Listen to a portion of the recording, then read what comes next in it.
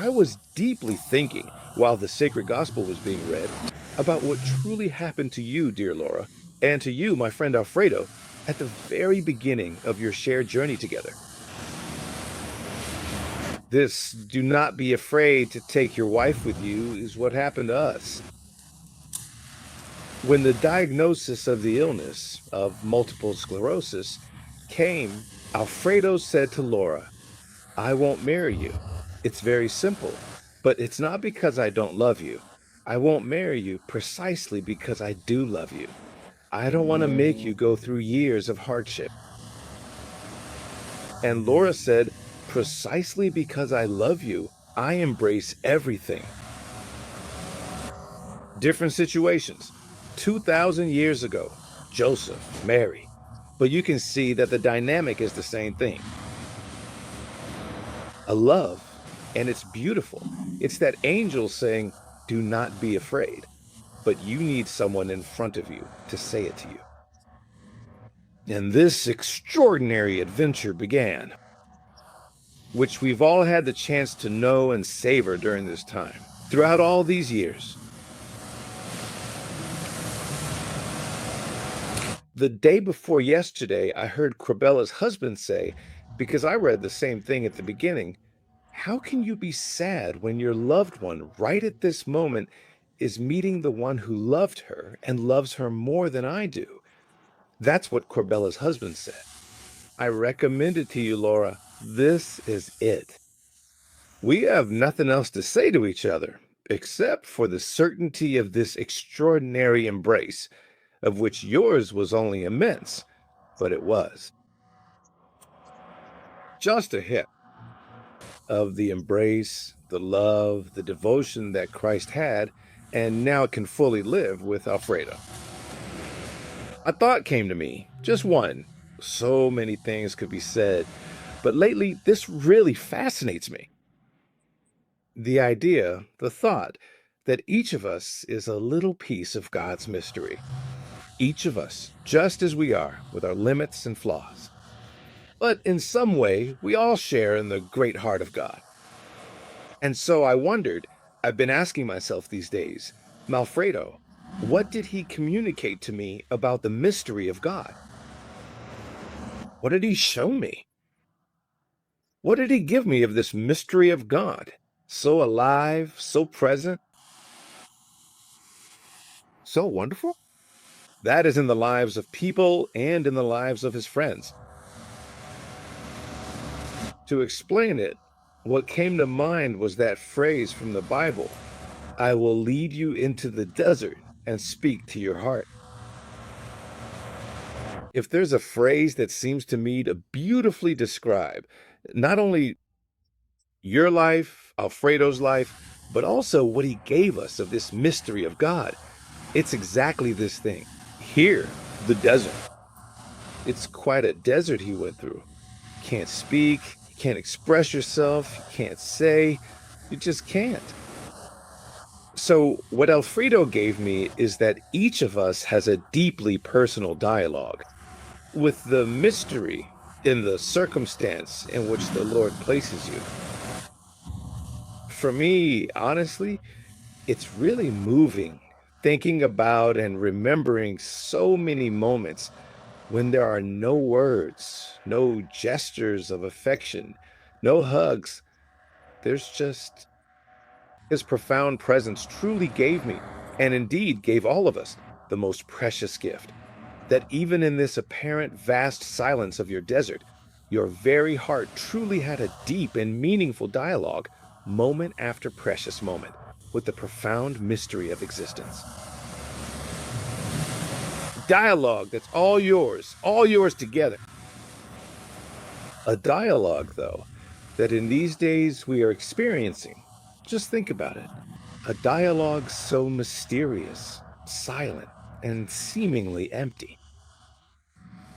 With Alfredo, it was his eyes that spoke. Something that seemed so weak, so fragile, was actually a dialogue that conquered the world. Someone might say, "I conquered the world, Eugenia." What are you talking about? I assure you, first I conquered myself. He won over Laura, he won over his friends, and I can assure you of the testimony of so many friends. These little squares, this friendship that started a few years ago, of which Alfredo was perhaps the most mysterious part, silent yet expressive. It's really fascinating, I assure you. A flood of friends are writing in. That Alfredo was the objective presence of Jesus among us. Don't get it twisted, friends, because then it becomes painful. Nah, it was the objective presence, not just of Alfredo, but of the mysterious presence of Jesus in our lives. And it helped. Just think about it. We always focus on what we do, what we say. Like that's what really matters. In silence and in a glance and simply being there. So many people over the years have said, Alfredo supported me and changed my life. But can you believe that? We live in a world where everything is rushing by, where everything is about appearances, where everything is about doing.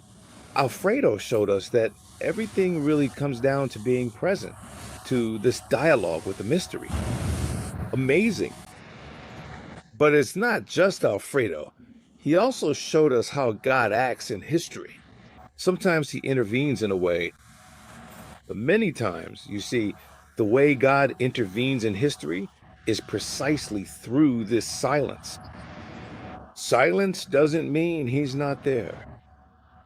This silence is as if it gives you all the time you need to savor his presence. It doesn't add anything. The silence of God, which is all heart, gaze, and affection, as Alfredo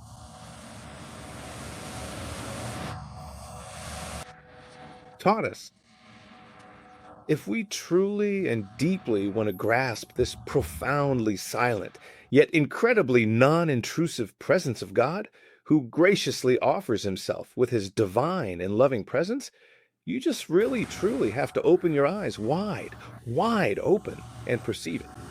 For him, it was really the closest thing, opening your eyes wide, your heart, opening your ears, living, getting up in our daily lives, always striving to truly grasp that profound, silent, and deeply discreet presence, which is indeed the profound mystery of God in our everyday lives. That's why me and you, our friends, Laura, everyone who knew him, we are grateful to him because through him, God has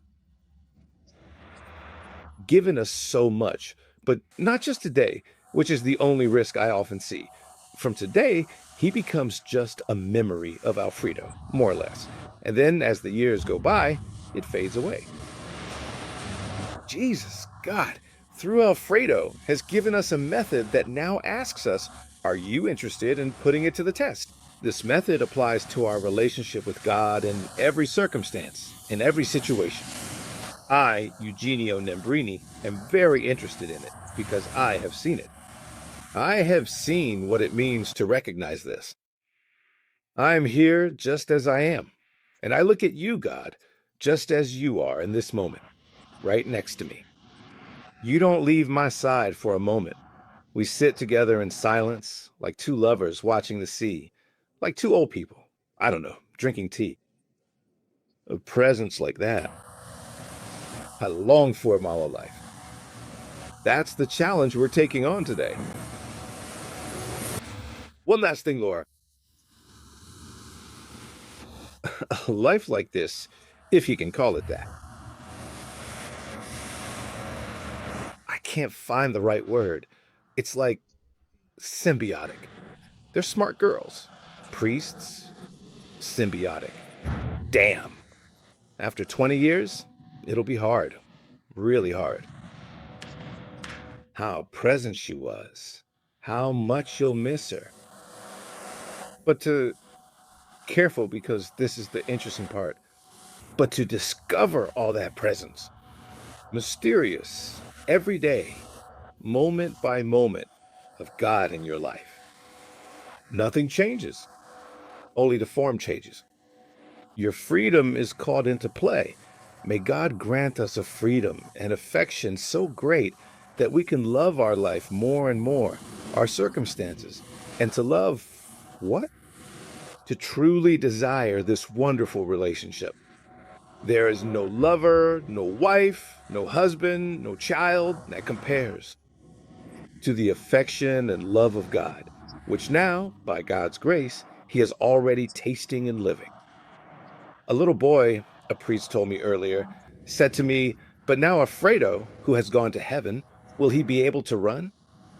Oh, yes, he will run, he will sing, he will see. Lavio, all the questions. Now he wants it big time. But why? He had already enjoyed it in this life. God, make us your friends as you made Alfredo your heart.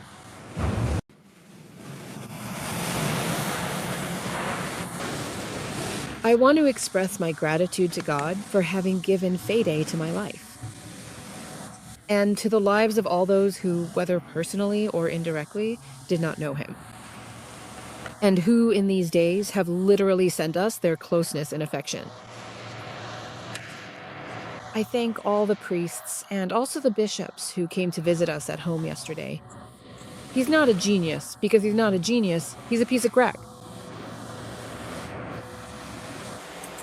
I also want to express my gratitude to Alfredo for what he has taught me in these 24 years of marriage. Alfredo suffered, but his life is not defined by his physical condition. His life is a living testimony of what God can accomplish if we allow him to. But only if we allow him to. And what have I come to see? In Alfredo and in me. Alfredo had to surrender, with all his freedom, to the realization that he was not defined by his illness, but that he was loved, and that he is loved. And only in this way did Alfredo abandon himself to God's will, to the mysterious and extremely difficult path of illness, when he realized he was so loved. And in this way, God was able to fulfill in Alfredo the promise of good that he has for him and for each one of us. The goal down here is eternal life. For the goal down here, I can testify, because in these 24 years, suffering has made everything purer, better, more flavorful. I have taken and am taking the same path these days. I have received many expressions of gratitude for how I stood by Alfredo. I did only one thing every day of these years, certainly also for myself, because illness is repulsive, even for those who accompany. Every day of my life, I asked God to show me how he, who conquered death with his resurrection, would conquer my death. Today, even more than before, I have asked God, and I keep asking him, to answer the desire he placed in my heart, in the heart of each of us, to be happy. The desire for beauty, for love, for justice, for truth. And I, too, had to give in, not settling for an answer I could find within myself, but by trusting in him. For many years, I asked God for healing. Many of us are healthy, but have not been admitted. And God answered my request. He answered in a way that was completely different from what I was asking for. But he answered, and he is still answering now, today, right now, in an overflowing way, with the peace in my heart, with the joy I have, which coexists with all the searing pain I feel. But that peace is clear. I am capable of this relationship, as Don Eugenio said, which is a mystery, and it requires one thing, to be open with your own wretchedness, with your own voice, and to trust God, to let him act. The rest we will accomplish. But you have to risk your own freedom and say yes, just as Jesus did on the cross. And as I saw Alfredo do, through his clarity on his own cross, and as Mary did beneath the cross. It wasn't a walk in the park. It was and is a journey. And now Alfredo lives and fully enjoys the beauty of truth. He sees face to face how his heart longs for it, thirsty.